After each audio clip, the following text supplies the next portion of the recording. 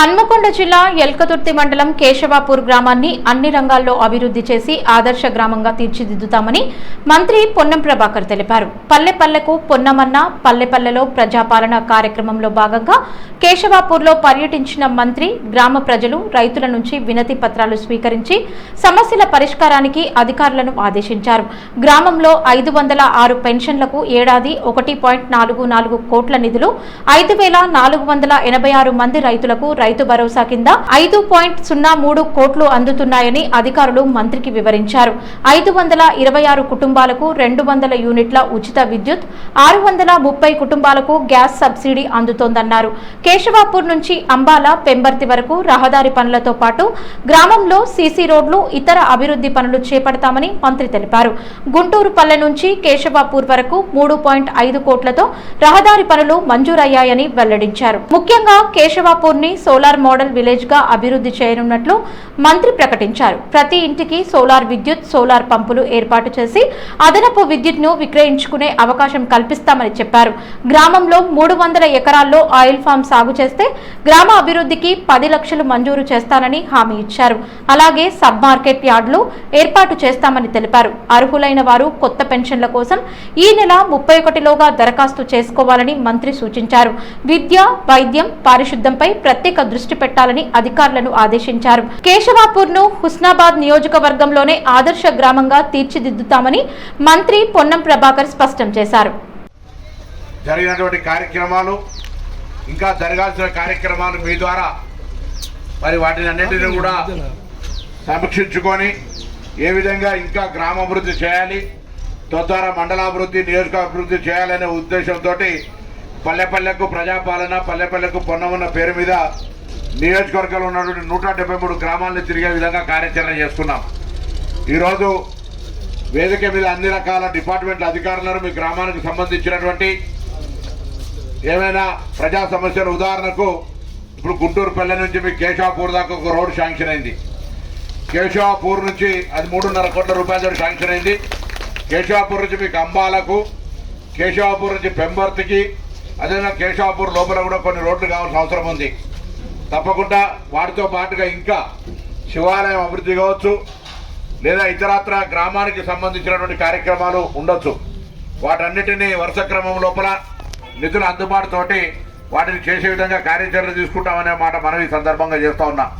ఇది కాక ఈరోజు ప్రజాపాలన ప్రభుత్వ అధికారంలోకి వచ్చిన మీ అందరికీ తెలుసు, 200 యూనిట్ల ఉచిత విద్యుత్తో పాటుగా ఉచిత బస్సు ప్రయాణము, అదేవిధంగా చాలా కాలంగా నేను ఎవరిని విమర్శించదలుచుకోలే, కానీ గతంలో కాంగ్రెస్ పార్టీ ఉన్ననాడు అధికారంలో రాజశేఖర రెడ్డి గారి హయాంలో ఇందిరమ్మ ఇస్తే దాని తర్వాత 10 సంవత్సరాల లోపల ఎన్ని వచ్చినాయో మనం ఇప్పుడు దానికి ఆ చర్చకు పోవాల్సిన అవసరం లేదు. కానీ ఇప్పుడు మళ్ళీ ఈ మీ అందరి ఆశీర్వచనంతో ఏర్పడ్డ ఈ ప్రభుత్వంలో మొదటి దశలో 24 ఇళ్ళు వచ్చినాయి. మళ్ళీ ఇప్పుడు కూడా ఇక్కడ ఇల్లు శాంక్షన్ చేయబోతా ఉన్నాం. అది కాక మరి అధికారులు రాష్ట్ర వ్యాప్తంగా ఒక నిర్ణయం ప్రభుత్వం తీసుకున్న దాన్ని అమలు చేసే భాగంగా పూర్తిగా గుడిసెలో ఉంటే వాళ్ళకు ఫస్ట్ ప్రయారిటీ ఇచ్చే విధంగా గుడిసెలో ఉన్న వాళ్లకు, అదేవిధంగా గత ప్రభుత్వం శాంక్షన్ చేసో లేకపోతే ఇంకెప్పుడో కట్టుకొని సగంలో ఆగుంటే వాళ్ళకు కూడా పూర్తి చేసుకోవడం నిధులిచ్చే కార్యాచరణ కూడా ఉంది ఇప్పుడు. కాబట్టి అటువంటి వాటికి సంబంధించి ఇక్కడ గుడిసెలు ఉన్నాయి. ఊర్లో మన ఎండిఓ గారు ఎన్ని ఇక్కడ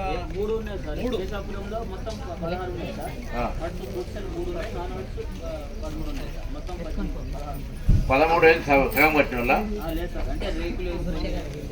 పూర్తి గుడిసెల్లో 3 పేరు చదవగలుగుతావా? ఉన్నాయా? అదే పూర్తిగా గుడిసెలు వేసుకున్న వాళ్ళ పేర్లు కూడా 3 చదువుతారు. ఇంకా రేకులు వేసుకున్న వాళ్ళు కూడా ఒక 13 మంది ఉన్నారు. ఆ విధంగా అది కాక కూడా ఇంకా అంటే చాలా ఇళ్ళు కావాలన్న ఆకాంక్ష ఉంది. కానీ ప్రభుత్వం దగ్గర నిధులకు అనుగుణంగా ఈ నియోజకవర్గంలో ఉన్నటువంటి 173 గ్రామాల్లో 3,500 ఇళ్ళు మొదటి దశలు ఇచ్చినాం. మిగతావి కూడా ఇప్పుడు మళ్ళీ 2,000 ఇళ్ళు ఇస్తున్నాం. మళ్ళీ కూడా వీలైనన్ని ఇండ్లు ఇచ్చే విధంగా తొందరగా ఇండ్లు కావాల్సిన వాళ్ళందరూ కూడా ఇల్లు ఇచ్చే కార్యక్రమం చేస్తాం. ఉచిత బస్సు, అదేవిధంగా మండల సమైక్యకు బస్సు ఇచ్చినాం. వడ్డీ లేని రుణాలు ఇస్తా ఉన్నాం. ఈ విధంగా అనేక కార్యక్రమాలు జరుగుతూ ఉన్నాయి. ఎప్పుడు కూడా అభివృద్ధి అంటే మనం జరుగుతున్న కార్యక్రమాల్లో మాకు ఇంకా ఇది కావాలనే ఆలోచన తప్పకుండా ఉండాలి. అప్పుడే మనం మనిషి జీవితం. కాబట్టి తప్పకుండా గ్రామాల్లో నేను మీ ఎమ్మెల్యేగా మీ దగ్గరకు వచ్చి ఈ సమస్యల్ని మరొకసారి తెలుసుకొని వాటన్నిటినీ మిగతా కాలం లోపల పరిష్కారం చేసే ఉద్దేశంతో వచ్చిన కాబట్టి ఎవరేమన్నా మొహమాటం లేకుండా దయచేసి విజ్ఞాపన పత్రాల కాగితంలో రాసిచ్చినా లేదా ఇంకే విధంగా మీరు నాకు చెప్పినా తప్పకుండా వాటిని అన్నింటినీ పరిష్కరించే ప్రయత్నం చేస్తా. ఈరోజు కొన్ని గ్రామానికి అవసరమైన కొన్ని మార్పులు చేర్పులు, ఉదాహరణకి ఇలా మనం వర్షాలు తక్కువ పడతా ఉన్నాయి.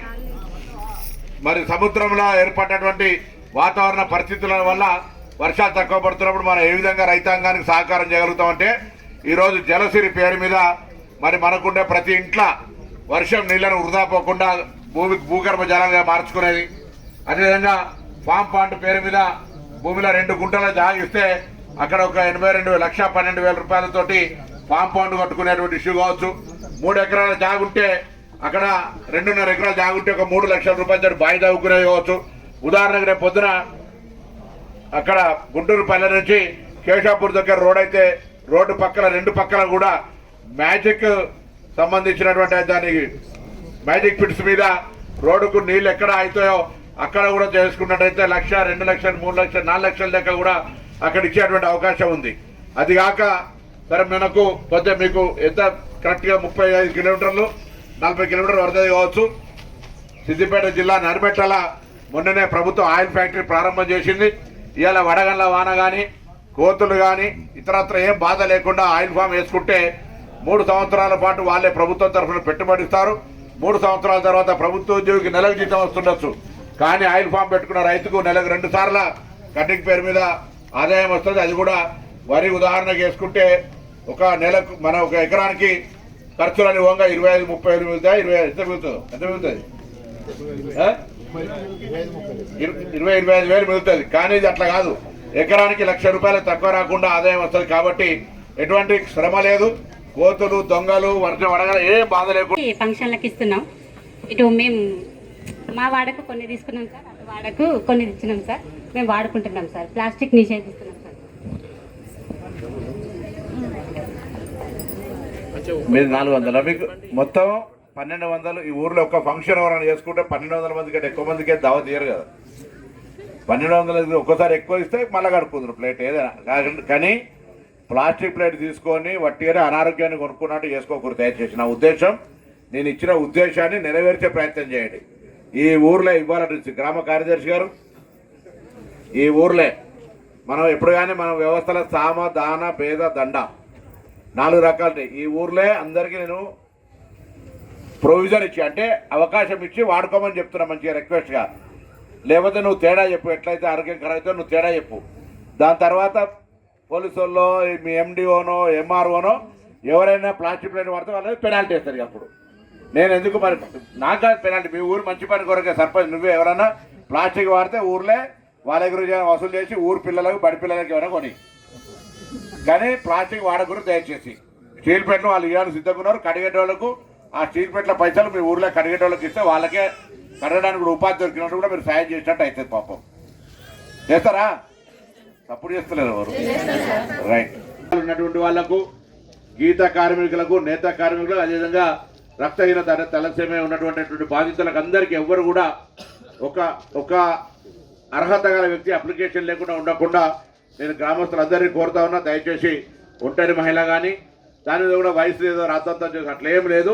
తప్పకుండా మరి ఒంటరి మహిళకు సంబంధించి కానీ, వితంతువుకు సంబంధించి కానీ, గీతన్నలు, నేతన్నలు వాళ్ళ సంఘంలో సభ్యులుగా ఉన్నటువంటి ఐడి కార్డు తోటి వాళ్ళు, దివ్యాంగులు ఆ సాధారణ సర్టిఫికేట్ తోటి, అదేవిధంగా రక్తహీనత ఉన్నటువంటి వాళ్ళకి సంబంధించి పెన్షన్లు అర్హత ఉన్న వాళ్ళందరికీ ఇచ్చే కార్యక్రమాన్ని ప్రభుత్వం తీసుకుంది. కాబట్టి దయచేసి ప్రారంభించారు. అదేవిధంగా త్వరలో నియోజకవర్గానికి 1000 కుటుంబ మిషన్లు బీసీలకు ఇస్తా ఉన్నారు. తర్వాత ఎస్సీ, ఎస్టీ, ఎందుకంటే మైనార్టీలకు ఇచ్చినారు. ఆ విధంగా కూడా ఆ కార్యక్రమం కొనసాగుతుందనే మాట మనవేస్తూ తప్పకుండా ఈ గ్రామం ఆదర్శంగా ఉండాలని మీ అందరికీ కూడా కోరుతూ, మన అక్కా చెల్లెలందరికీ ఇక్కడ 2 సంఘాలున్నాయి, 3 సంఘాలు. సంఘానికి 300 ఇచ్చినా 400? 3 సంఘాల అధ్యక్షులు ఎవరు? ఒక సంఘానికి 500 ప్లేట్లు, ఒక సంఘానికి 400, ఒక సంఘానికి 300 సభ్యుల ప్రకారంగా. అంటే 5, 4, 9, 1200 ప్లేట్లు ఊర్లు ఇచ్చిన 1200 సామాగ్రికి సంబంధించిన 13 రకాల వస్తువుల కిట్టులు, అన్నం ప్లేటు, టిఫిన్ ప్లేటు, చాయ గ్లాసు, నీళ్ల గ్లాసు, చెంచాతో సహా అన్ని రకాల వస్తువులు ఇచ్చిన మహిళా సంఘాల దగ్గరనే. నేను ఊరందరినీ కోరుతా ఉన్నా, నేను యజమాని కాదు, వాళ్ళు కాదు, మీ ఊరే యజమానిత్వం. మీ ఊర్లో ఎవరు కూడా ప్లాస్టిక్ వాడద్దు, వాటినే వాడాలనే ఉద్దేశం కొద్దీ నేను వాటిని ఇచ్చిన. మా తండ్రి గారి పేరు మీద 500 సంఘం ఒకటి, వాళ్ళ సభ్యుల సంఖ్య 400 సభ్యులు ఒకటి, 300 అందరు కలిసి వాళ్ళ సంఘానికి పేరు కూడా రాసినది. ప్లాస్టిక్ ప్లేట్ కొనుక్కుంటే 5 రూపాయలు అయితే ఇవాళ 3 రూపాయలు 5 రూపాయలు. ఆ ప్లాస్టిక్ ప్లేట్ కొనుక్కునే బదులు అది కడుక్కోవడానికి ఎవరికి ఇచ్చినా వాళ్ళు కడిగిస్తారు. కడిగించే ఛార్జ్ తప్ప మీరు ఏరిచ్చే అవసరం లేదు, కడిగించే ఛార్జ్ చేయండి. దాని తర్వాత మీరు ప్లాస్టిక్ ప్లేట్ కొనుక్కొని అన్నం తింటే వాటి తొందరనే ప్లాస్టిక్ ప్లేట్ వారేస్తున్నాం కావచ్చు అనుకుంటూ కావచ్చు. 100 రూపాయల మందులు పెట్టిన తక్కువగానటువంటి క్యాన్సర్ మీరు కొనుక్కుంటున్నట్టు 100 రూపాయలు పెట్టుబడి. దయచేసి అర్థం చేసుకోండి. నేను నా నియోజకవర్గం ఆరోగ్యవంతంగా ఉండాలనే ఆలోచనతో ఎవరు అడగకుండా మొత్తం 173 గ్రామాల్లో ప్రతి గ్రామానికి మహిళా సంఘానికి స్టీల్ ప్లేట్లు ఇచ్చిన ఈ విధంగా.